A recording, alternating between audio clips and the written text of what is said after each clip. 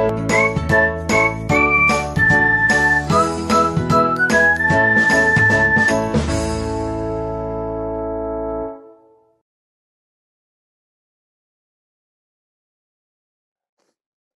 akan belajar tentang pemrograman dasar ya.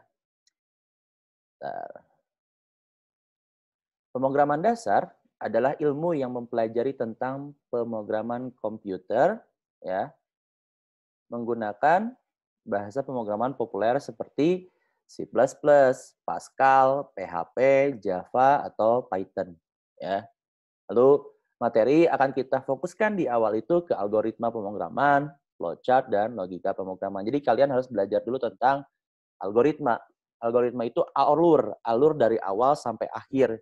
Jadi yang namanya membuat software, aplikasi, dan lain-lainnya yang berhubungan dengan IT itu pasti ada awal sampai akhirnya. Nggak mungkin dari awal nggak ada akhirnya gitu ya.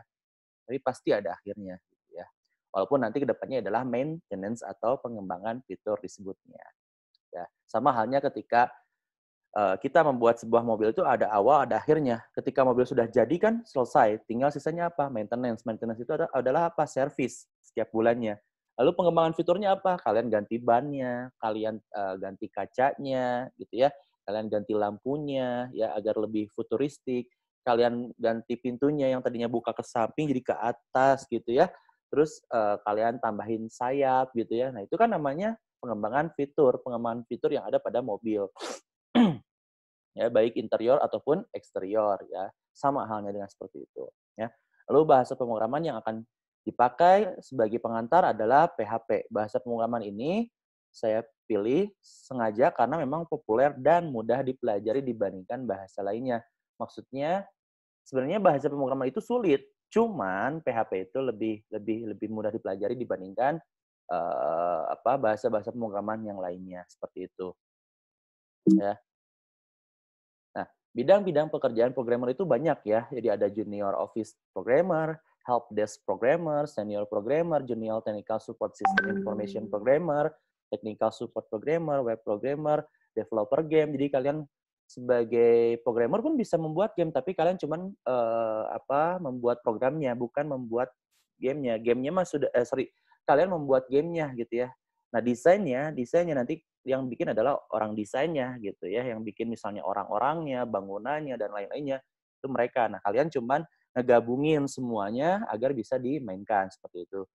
Dan masih banyak lainnya ya. Nah, pemrograman. Bahasa pemrograman atau sering diistilahkan juga dengan bahasa komputer atau bahasa pemrograman komputer adalah instruksi standar untuk memerintah komputer. Bahasa pemrograman ini merupakan suatu himpunan dari aturan sintak dan semantik yang dipakai untuk mendefinisikan program komputer. Ya, bahasa ini memungkinkan seorang programmer dapat menentukan secara persis data mana yang akan diolah oleh komputer. Bagaimana data ini akan disimpan atau diteruskan dan jenis langkah apa yang akan diambil dalam berbagai situasi secara persis. Jadi pemrograman itu adalah bahasa komputer, ya. Kita harus memahami bahasa komputer, di mana bahasa komputer itu sekarang banyak. Kalau dulu bahasa komputer hanya mengenal istilah angka 0 dan 1, di mana kalau misalnya dalam dunia nyata itu 0 itu adalah off, 1 itu adalah on, ya. Kalau kalian lihat di stop kontak gitu ya, yang ada tombolnya mati nyala. Nah, pasti kalian akan melihat angka 1 dan 0 di situ. Ya, garis panjang dan angka 0 atau garis bulat ya. Seperti halnya sama kayak di saklar ya, saklar PLN ya. Pasti ada angka 1 dan 0-nya seperti itu. Jadi yang namanya bahasa komputer itu dulu ya, dulu banget itu ya, di generasi pertama itu hanya mengenal bahasa mesin yaitu 0 dan 1. Bayangkan kalau kalian lahirnya di zaman dulu. Ya mau nggak mau kalian harus memahami 0 dan 1. Karena yang namanya listrik gitu ya, listrik itu hanya mengenal 0 dan 1. Televisi, radio, terus handphone yang jadul, itu hanya mengenal angka 0 dan 1 di sistem perangkat hardware-nya, seperti itu. Ya. Nah, ini tingkatan bahasa pemrograman. Bahasa mesin yaitu memberikan perintah kepada komputer dengan memakai kode bahasa biner, contohnya 01100001100001110 gitu ya. Ini tuh 01100101110010 itu adalah sebuah sandi. Kalau istilah dalam pramuka itu sandinya. Nah, ini bisa diterjemahkan oleh kita gitu. Nanti kita akan belajar tentang biner. Nah, sebenarnya kalian akan belajar memperdalami ini ada di mata pelajaran Siskomdik kalau nggak salah nanti sama Bu Anggi ya. Nah, ini tidak akan terlalu diperdalam sama saya. Kalian hanya mengenal saja, oke? Lalu yang kedua adalah bahasa tingkat rendah atau dikenal dengan istilah bahasa rakitan, ya, bahasa Inggris assembly, yaitu memberikan perintah kepada komputer dengan memakai kode-kode singkat, ya, kode mnemonik. Ya, contohnya kode underscore mesin, MUV, gitu ya, SUB, CMP, GMP, JGE, ya, JL, loop, dan sebagainya. Gitu ya. Lalu ada bahasa tingkat menengah, yaitu bahasa komputer yang memakai campuran instruksi dalam kata-kata bahasa manusia. Lihat contoh bahasa tingkat tinggi di bawah dan instruksi yang bersifat simbolik contohnya ya. Kurung kurawa buka, kurung kurawa tutup, tanda tanya gitu ya. Ini tuh disebutnya saya lupa apa ya.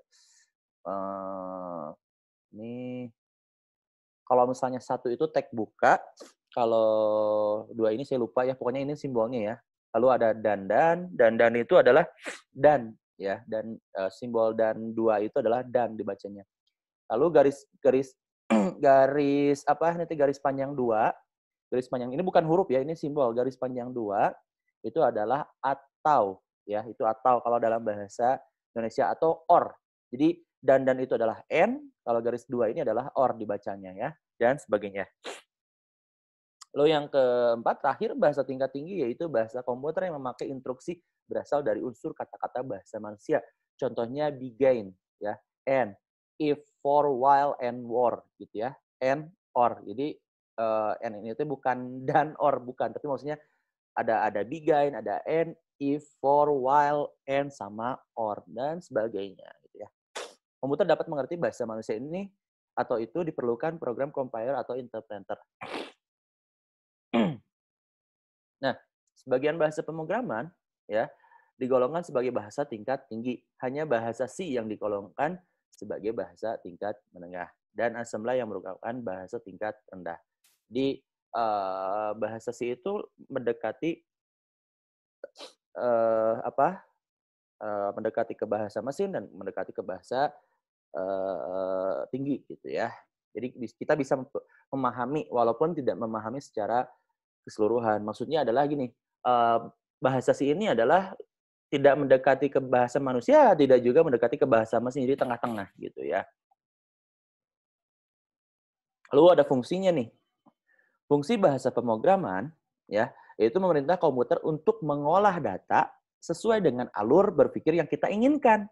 Makanya kenapa sih banyak sekali teknologi yang di luar nalar manusia sebenarnya. Padahal mah itu adalah pemikiran manusia yang dituangkan ke dalam bahasa komputer menggunakan bahasa tingkat tinggi ataupun bahasa mesin. Gitu ya. Misal contoh kita membuat robot, kok robot pinter sih bisa ngomong dan lain-lainnya, ya itu karena kita lah justru yang lebih pinter. Kita mengolah data, kita menuangkan ke dalam komputer agar si robot ini bisa berbicara, bisa berpikir, dan lain-lainnya. Seperti itu. Ya. Lalu, keluaran dari bahasa pemrograman tersebut berupa program atau aplikasi. Contohnya adalah program yang digunakan oleh kasir di mal-mal swalayan atau disebutnya mesin kasir. Dalam bahasa Inggrisnya disebut point of sale. Gitu ya. Lalu penggunaan lampu lalu lintas di jalan raya. Nah, lampu lalu lintas pun menggunakan bahasa pemrograman gitu ya, yaitu menggunakan bahasa C biasanya atau misalnya menggunakan bahasa mesin gitu biasanya ya.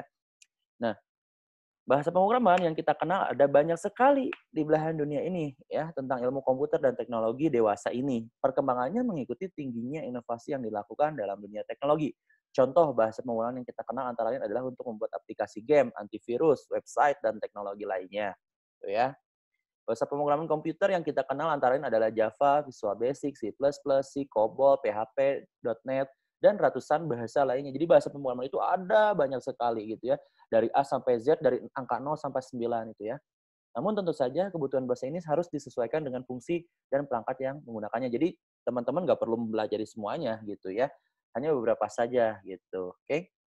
Lalu secara umum bahasa pemrograman terbagi menjadi 4 kelompok, yaitu pertama ada object Object Oriented Programming atau disebutnya OOP. Nah, kalau di sini namanya OOL gitu ya. Ada Visual DBase gitu ya, Visual Fox Pro, DLP, Visual C. Lalu ada High Level Language seperti Pascal dan Basic gitu ya. Lalu ada Middle Level Language seperti bahasa C, dan terakhir ada Low Level Language seperti bahasa Assembly gitu ya. Lalu ini generasi dari generasi ke generasi gitu ya. Nah, generasi satu itu pertama machine language atau bahasa mesin gitu ya.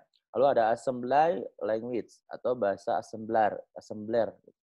Hmm, ya. Generasi ketiga high level programming language, contohnya C dan Pascal. Generasi keempat adalah 4GL atau fourth generation language, contoh SQL. SQL ini singkatan dari select query language. Generasi kelima adalah programming language based object oriented ya, dan web development. Di object oriented programming ini sekilasnya adalah seperti ini teman-teman. Ada satu ruangan, ya, satu ruangan. Kita kasih namanya TKJ. Di mana ruangan TKJ ini adalah kelas, disebut kelas TKJ. Di dalam kelas TKJ itu ada beberapa kursi, ada beberapa bangku, dan ada beberapa siswa. Jadi object oriented programming ini istilahnya adalah kita bisa mengklasifikasikan atau mengkelompokkan ya agar si data ini itu tidak tercampur dengan data lainnya seperti itu. Nanti kita akan belajar ini di bahasa pemrograman PHP ya. Lalu proses pembuatan program. Proses pembuatan program yaitu kita menulis kode sumber pada text editor, misalnya Notepad, Sublime gitu ya. Lalu ada Atom dan lain-lainnya. Kemudian mengubahnya menjadi bahasa mesin yang bisa dieksekusi oleh CPU. CPU ini adalah saya lupa. Control Panel Unit gitu, saya lupa. Nanti teman-teman bisa cari aja ya. Saya lupa singkatannya apa. Proses mengubah kode sumber atau source code menjadi bahasa mesin atau machine language. Ini terdiri dari dua macam, yaitu kompilasi dan interpretasi. Nah, kompilasi. Dalam proses kompilasi, semua kode sumber dibaca terlebih dahulu. Dan jika tidak ada kesalahan dalam menulis program, maka akan dibentuk kode mesinnya, sehingga program bisa dijalankan. Ya. Program yang melakukan tugas ini disebut compiler. Ya. Program hasil kompilasi akan berbentuk executable. Program ini bisa langsung dijalankan tanpa harus memiliki compiler di komputer yang menjalankan program tersebut. Bahasa yang menggunakan teknik kompilasi misalnya bahasa C, C++, Pascal, Assembly, dan masih banyak lagi. Ya. Lalu ada interpretasi. Bahasa yang menggunakan teknik interpretasi akan membaca kode sumber berbaris dan dieksekusi ke per baris. Ya. Jika ditemukan kesalahan dalam penulisan program, maka diberi kesalahan, itulah program akan dihentikan. Ya. Program yang melakukan tugas ini disebut interpreter. Ya, pada teknik interpretasi tidak ada akan dihasilkan program standalone. Artinya untuk menjalankan program kita harus mempunyai kode sumbernya. Sekaligus interpreter program tersebut, bahasa yang menggunakan teknik interpretasi misalnya bahasa Perl, Python, Ruby, dan masih banyak lagi. PHP juga termasuk interpretasi. Jadi secara sederhananya, secara gampangnya adalah kompilasi itu ketika kalian buat bikin program misalnya mesin kasir kayak di Indomaret, Alfamart. Udah dibikin, lalu diekstrak atau dikompilasi. Dikompilasi itu adalah diubah ya, yang tadinya bahasa pemrograman diubah menjadi sebuah software atau aplikasi. Nah, si software aplikasi ini ya kalian bawa misalnya kemana, ke komputer yang lain gitu ya. Itu bisa diinstal gitu ya, tanpa harus ada kode sumbernya. Jadi kode sumbernya adalah di komputer kalian install di komputer lain itu bisa gitu, karena kan dirubah menjadi .executable. Executable itu adalah .exe. Kalau kalian suka main komputer gitu ya, atau misalnya kalian di HP lah, itu kan .apk ya. .apk itu kan yang tadinya bahasa pemrograman Java, lalu dikompilasi menjadi sebuah aplikasi APK, gitu, aplikasi Android. Nah, kalian tidak perlu ada yang namanya si bahasa pemrograman ini gitu. Di bahasa pemrogramannya di mana, kalian pakai aplikasinya di mana. Nah, sedangkan interpretasi gitu ya. Interpretasi ketika kita membuat sebuah website, kan ini berhubungan dengan website ya, Python juga bisa bikin website, Ruby untuk bikin website, PHP untuk bikin website gitu ya. Jadi ketika kalian mau menjalankan website tersebut, kode sumbernya harus dibawa. Di mana disimpannya? Yaitu satu file, maksudnya satu komputer atau satu wadah gitu ya. Jadi ketika kalian membuat membuat websitenya di komputer kalian, ya. Kalian mau menjalankan komputernya di komputer lain gitu ya. Komputernya di komputer lain. Kalian mau menjalankan websitenya di komputer lain gitu ya.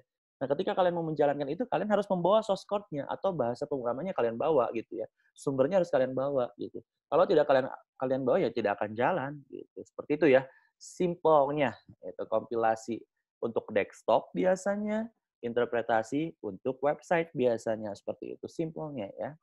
Lalu ada kompilasi sekaligus interpretasi. Nah, ada juga bahasa pemrograman yang menghasilkan programnya dengan teknik kompilasi sekaligus interpretasi.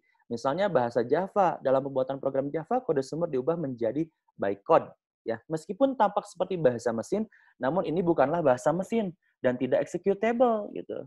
Untuk menjalankan bytecode tersebut kita membutuhkan Java Runtime Environment atau JRE ya, JRE yang bertugas sebagai interpreter sehingga menghasilkan program dari bytecode tersebut.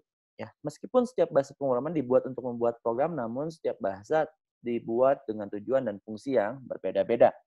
Misalnya untuk membuat driver hardware, kita tidak bisa menggunakan bahasa Visual Basic. Untuk membuat program berbasis sistem seperti driver, kita bisa menggunakan bahasa C dan assembly. Ya. Contohnya sistem operasi Linux yang open source. Jika Anda melihat kode sumbernya, Anda akan menemukan bahwa Linux dibuat dengan bahasa C. Ya. Sedangkan untuk pemrograman desktop, kita bisa menggunakan Visual Basic atau Pascal atau Delphi. Ya. Bahasa tersebut dirancang oleh Microsoft untuk program desktop dengan tampilan GUI. Ya, sebenarnya bacanya bukan GUI ya. GUI ya, seperti itu. Sekian dan terima kasih. Jika ada pertanyaan silakan tanyakan ya langsung ke saya. Mohon maaf bila ada kekurangan. Wassalamualaikum warahmatullahi wabarakatuh.